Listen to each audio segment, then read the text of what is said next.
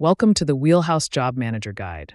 In this video, we'll cover how to use the Job Manager to create work orders and track the production process.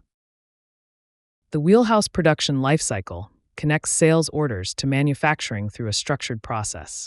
When order management releases a sale, a job is created for the sale and a work order is created for each item on the sale. Labor routing defines the steps an item follows during production. Templates, which are preset for each item, apply these steps automatically to work orders. Production agents then complete these operations sequentially in workflow until all operations are finished. Next, the work order can be closed. Once all work orders are complete, the job can be closed to finish the production lifecycle.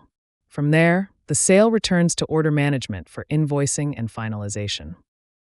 Work order routing in Wheelhouse looks like this.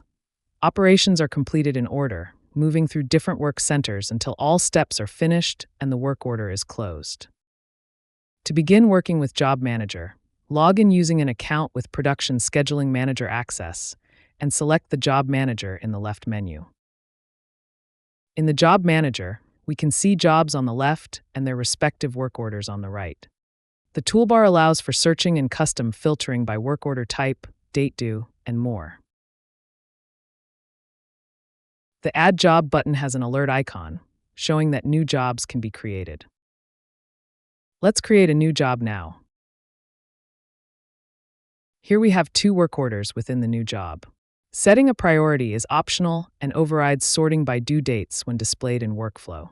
To ensure sorting by due date still works within each priority group, all orders should be created with the same priority. Typically, priorities are simply left unset or set to normal to maintain consistent sorting. Next, we can set our due date and select a pre-configured labor routing template for each of the respective work orders. When finished, create the job. Since we selected priorities for each work order, we can see they are designated by the colored bar on their left side. Now that we've created the job, let's review the labor routing.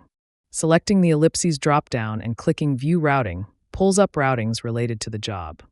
Here we can change the directional view and recenter if needed. To edit a work order's routing, select the routing icon on a work order. Here, the routing was automatically created from the presets defined in the labor routing template. To add a new operation, simply click the green plus icon at your desired location. Details such as work center and handling flags can be applied, and time settings are optional.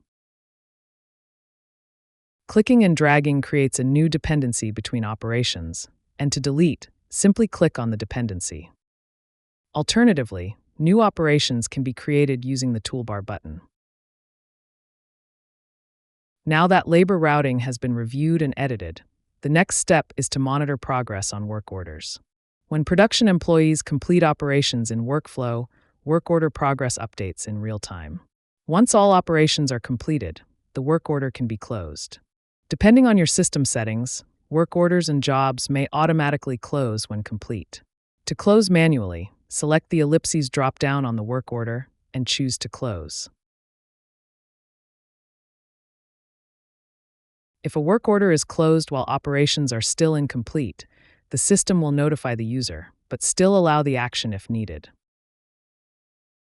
The ellipses drop-down also provides access to the timesheet, which shows all work performed for the work order. Additionally, packing lists for sales, work orders, or a QR card can be printed from this menu.